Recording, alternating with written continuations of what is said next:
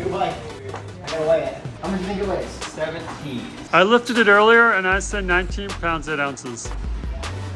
I'll say like 16. 16. Trying to I'm tell gonna you. go 20 pounds, 8 ounces. There's no way you're gonna weigh that much. Whoa! What do I win? Jason's got the money. What do I win? What's up, everybody? It's Jaryn from Berkshire Bike and Board, and this is a brand new Roubaix SL8 Expert. For $6,500, you get a carbon frame, carbon fork, Terra C carbon wheels, Specialized S-Works Mondo 32mm tires, new Rival Axis 12-speed with, I believe, a 40. I'm not really like a tech spec guy, you know. I watched all the videos today and I read everything that Specialized wrote about the bicycle and the aerodynamics this and the 11 seconds faster that, and it's like, I don't really care. That doesn't make me want to go ride my bike, and that's what a new bike should do at the end of the day, is make you go ride a bike. So, beautiful little bicycle shows up in a box the other day. We start building it, and I start watching videos about it today, and the next thing you know, videos about the Specialized Roubaix leads me to videos about Paris Roubaix, and next thing you know, I'm so excited to ride bikes and about bicycles. There's a few things about this bike that are very exciting to me. Every single video I watched today was a video of somebody riding this bike over cobblestones. And yes, that is the heritage of this bicycle. That is how this bicycle was, what it was designed for, kind of, and what was the inspiration behind the bike.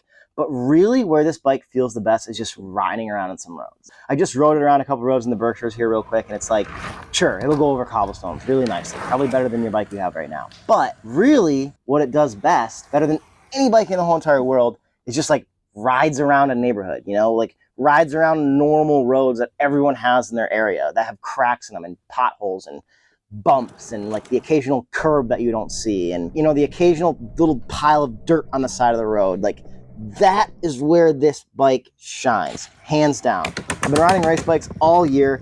It's so fun to be like, oh, ride race bikes, race around Central Park, blah, blah, blah, blah. Then all of a sudden you get on a bike like this and it's upright and it's comfy and the tires are a little bit bigger and you're running 75 PSI on them instead of 100 and like, oh my God, I could ride this bike forever. And then I have the most, you know, brilliant revelation ever, which is like, duh, this is exactly what this bike is for. And then I'm like really inspired because I'm watching these videos from Paris Roubaix over the last few years of these guys like mashing through mud and cobblestones and it's cold weather. And I'm like, oh, I gotta go do that. I'm gonna put on my springtime kit. I put on this jacket and then I go outside and I do one lap for about 25 minutes and it's 85 degrees outside and I come back sweating like a pig. But the bike is actually pretty freaking amazing.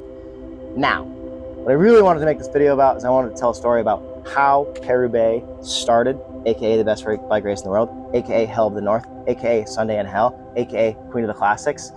Let's go with Hell of the North. Why was it called Hell of the North? So, after World War I, northern France was bombed to absolute smithereens. It was a disaster, not the place you wanted to go. And the race had been canceled for a few years because of World War I. The newspapers decided that they needed something to write about now that the war was over. So they're like, okay, let's check out the cobblestones of Paris Roubaix. Let's see if we can have a bike race again. So they're out, they're driving around, and they get into the Ardennes forest, which is this gnarly place in northern France, coal mining area. And there's nothing left but like tarred trees that are just burnt and bombed and blackened to the ground. All the sewer lines and mains were busted open and it smelled like poop and disgusting stuff. And it was a rainy, cloudy day. And they're like, man, it's a hell of the north up here.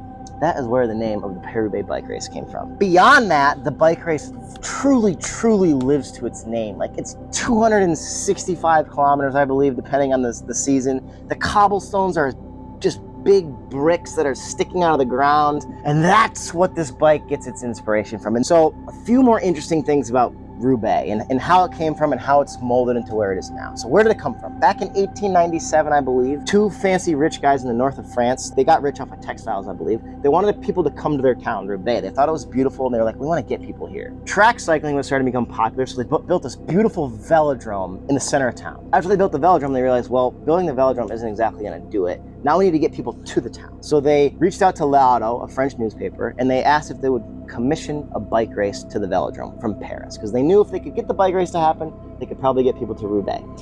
So they're all thinking it's a good idea, but they're like, okay, we got to test the route out. Let's test the route out. So they send some poor schmuck out to Paris with a bicycle. He turns around, gets on his bicycle, and he rides one day from Paris all the way back to Roubaix. It pours. The temperatures get cold. He almost dies of starvation, basically. And he gets to Roubaix. He passes out on the ground or on the floor of a house, and he says that's the worst idea for a bike race ever. But he takes a shower, not the famous Paris Roubaix showers, but a shower. He gets warmed up, he eats a good meal, and they start drinking. And what happens when they start drinking?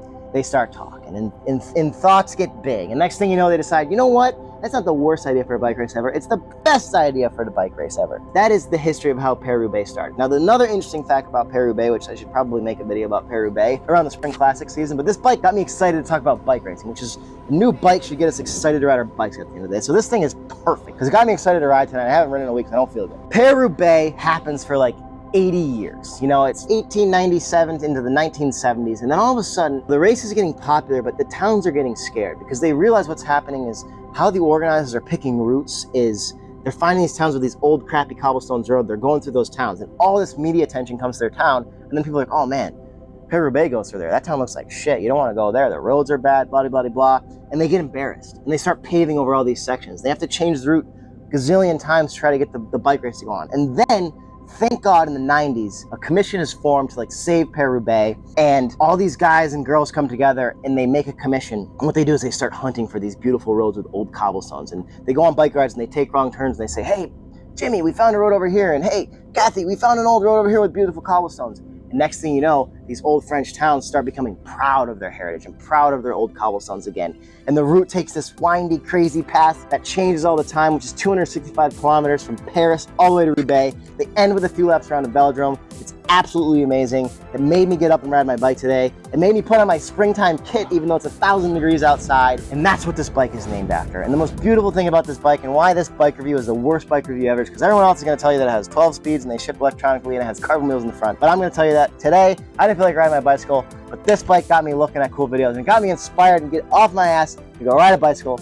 And that's what a new bike is going to do. So, chapeau to you, Specialized. It's a beautiful new bike. That's all I got. I did it. I got it. I knew I'd get it done. Oh, God, that took me so many times. How long have you been standing down there for?